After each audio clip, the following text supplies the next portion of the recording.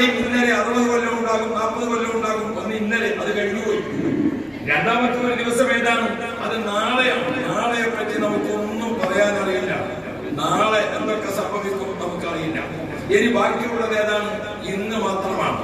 നമ്മുടെ ജീവിതത്തിലെ ഓരോ സെക്കൻഡും അതാത് സമയത്ത് നമുക്ക് കിട്ടിക്കൊണ്ടിരിക്കുന്നത്. അത് നമുക്ക് സമ്പാദിക്കാൻ സാധിക്കുന്നതല്ല. ആ അമൂല്യമായ സമയത്തെ നാം ചെലവഴിക്കുമ്പോൾ സമയത്തോട് കിടപിടിക്കുന്ന കർമ്മം ഏതാണ്? അത് അൽ ഇൽമു. നീ ഇൽമു കൊണ്ട് ബന്ധപ്പെടലാണെന്ന് മുഹമ്മദ് റസൂലുള്ളാഹ്. ഇമാം ഖാസിം റളിയല്ലാഹു അൻഹു തന്റെ തഫ്സീറിൽ അവിടെ മറ്റൊരു സംഭവം ബഹുമാനപ്പെട്ട ഇമാം ഖാസിം റളിയല്ലാഹു അൻഹു എഴുതി കാണും. നബി കരീം സല്ലല്ലാഹു അലൈഹി വസല്ലം സ്വഹാബാക്കളെ ഉണർത്തുകയാണ്. അദ്ദുനിയാ കുല്ലുഹാ ബുസ്താൻ. ഭൂമി ഒരു പൂന്തോപ്പാണ്. ഭൂമി ഒരു പൂന്തോപ്പാണ്. 5 ഘടകങ്ങളെ കൊണ്ട് അല്ലാഹു തആല ഈ ഭൂമിയെ അതിന്റെ ഘടനാത്മകമായി അതിനെ നിലനിർത്തുന്നുണ്ട്. ഏതാണ് ആ 5 ഘടകങ്ങൾ? ഒന്ന് ഇൽമുൽ ഉലമാ.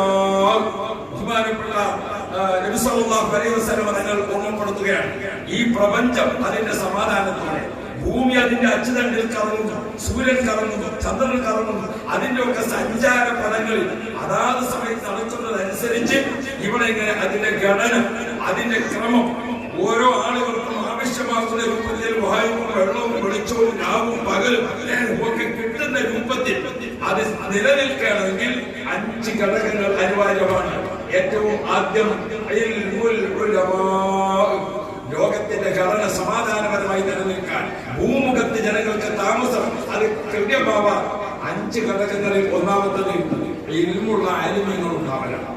ആലിമും ഇൽമും എന്നതിനെ ഇന്നത്തെ പുതിയ തലമുറ നിസാരവൽക്കരിക്കുന്നു എന്ന് പലപ്പോഴും നമ്മൾ പറയുമെങ്കിൽ ഈ പുതിയ തലമുറയിലെ യുവാക്കളായ പണ്ഡിത ശ്രേഷ്ഠരെ നിങ്ങൾ ഭാഗ്യവാന്മാരാണ്. നിങ്ങൾ വളരെ ഭാഗ്യവാന്മാരാണ്. നിങ്ങൾക്ക് ഇറങ്ങിച്ചെല്ലാനുള്ള സമൂഹം നല്ല ബുദ്ധിയുള്ള സമൂഹമാണ്, നല്ല തന്റേടമുള്ള സമൂഹമാണ്. നമ്മൾ പഴയ കാലത്തെ പോലെയല്ല. നമ്മൾ കാലത്തെ ആക്ഷേപിച്ചും കുറ്റപ്പെടുത്തിയും നെഗറ്റീവ് മാത്രം ഈ കാലഘട്ടത്തെ കുറിച്ച് പറയുകയാണ് നമ്മൾ ഒരു പതിവ് കാണുന്നത്. അല്ല, നമുക്ക് ഒരുപാട് സന്തോഷങ്ങളുണ്ട്. ഈ ആലിം സമൂഹം